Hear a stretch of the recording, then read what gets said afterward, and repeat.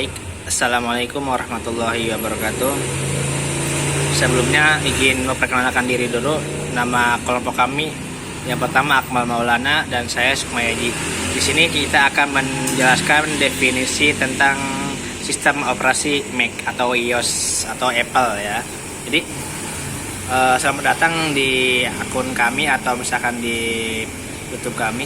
Di sini kita akan menjelaskan definisi sistem operasi yang dipakai oleh iOS atau Mac. iOS iPhone atau OS adalah sistem operasi mobile yang dikembangkan dan didistribusikan oleh Apple Inc. perusahaan yang juga membuat iPhone, iPad dan juga MacBook. Jadi seperti teman-teman ketahui, sistem operasi ini sangatlah ketat dengan keamanannya dan fitur-fiturnya yang sangat sulit untuk dipahami. Jadi kalau misalkan kita bicara tentang iOS Mac, berarti kita udah nggak aneh lagi tentang bagaimana cara perangkat-perangkatnya bekerja.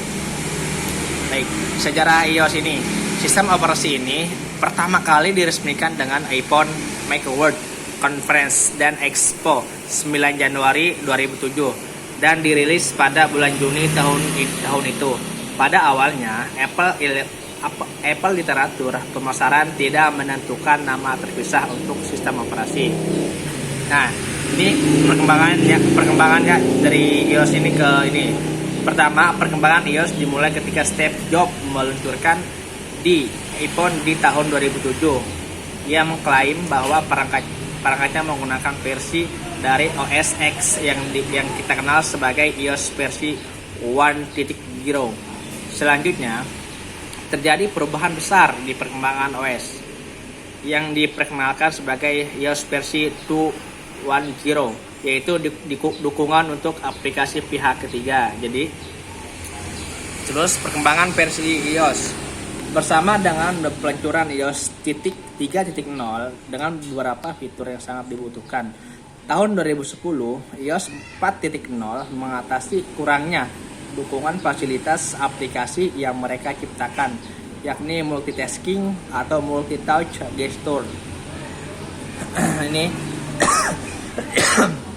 OS versi terbaru yakni iOS 5.0 memiliki fitur canggih dalam hal fotografi sampai sekarang ini.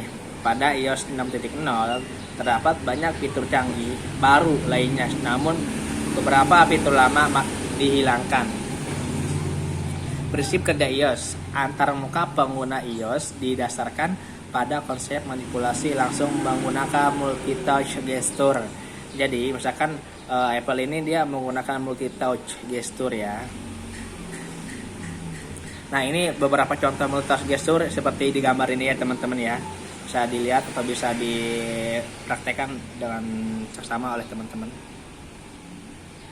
Nah, ini aplikasi primary iOS. Serinya handphone, model, telepon, mail, email, client, Safari, web browser, musik, portable media player dan sebagainya. Nah, ini adalah salah satu kelebihan dari iOS ini. Yang pertama, harga jual stabil. Jadi iOS ini harga jualnya stabil. Walaupun misalkan dia keluarannya lama, tapi harganya masih tetap stabil ya, walaupun turun dikit lah, tapi masih tetap stabil. Garansi device internasional, EBC lama bisa update. Jadi kalau misalkan kita beli iOS yang lama, kita pengen update ke yang terbaru, itu juga bisa ya teman-teman. Nah, memori internalnya 16 sampai 32 GB. Lumayan besar untuk ukuran handphone, misalkan jika memori internalnya sampai 16 GB. Nah, di mana ada kekurangan, kelebihan pasti ada kekurangan. Nah, ini adalah salah satu kekurangannya dari iOS. Pertama, banyak aplikasinya yang berbayar. Jadi iOS itu sistem operasinya itu tidak gratis. Jadi kalau misalkan kita install sesuatu itu harus berbayar ya. Yang kedua, harga device-nya lebih mahal ya. Seperti ketahui, jika iOS ini emang cukup mahal dan cukup sulit fitur-fiturnya, sehingga wajar kalau harganya bisa mahal. Baterai built-in, tidak slot micro SD, itu ya kekurangannya. Nah, ini beberapa produk terkait iOS. bisa dilihat teman-teman ya. Ada MacBook, ada Apple, ada iPad dan sebagainya. Nah, ini adalah infografi stylenya. Ini bisa dilihat teman-teman ya. Ini ada ini ya, salah satu juga bisa dilihat teman-teman ya. Nah, ini juga termasuk juga infografi stylenya. Nah, ini world map stylenya. Jadi perkembangannya ya di dunia ini seperti ini ya teman-teman, bisa dilihat. Nah, ini portfolio presentationnya, ini bisa dibaca teman-teman ya.